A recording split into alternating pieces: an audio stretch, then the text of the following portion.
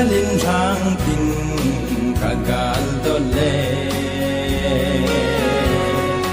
rum me akain dung don nagam ahin o tori galum so koi lei se da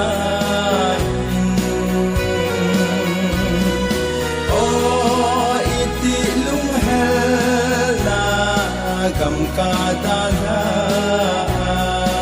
vô đi tê to nôm ta in ca lên rem ca ngã lel gol de te mel muka ei nem sim me ki mu to ting lui gala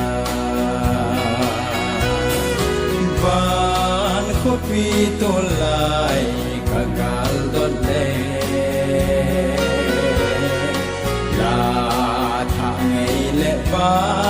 sa kung pi atong he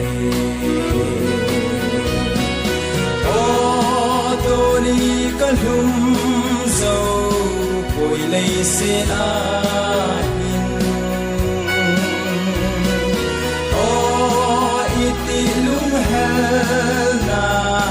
gam ka dalha bol de te to nom ta in kaleng dem ngai chim phong ka te ban la tha ngai a choi nào là ngai in ka lung a leng se again anga na be o iti lung halung dan pul ka dau den o to ni ka lum so poi lei se a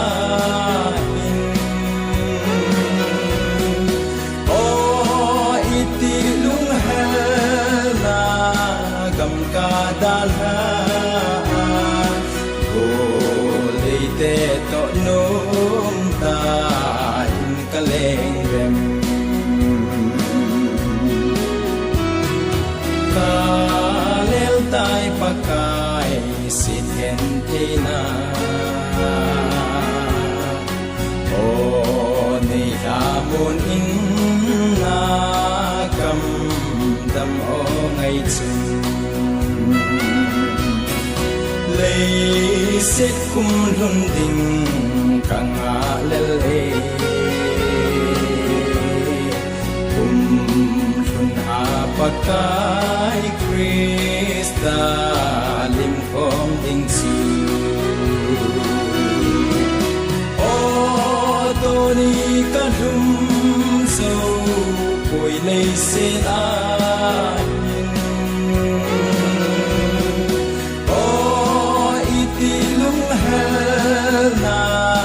gam ka dalha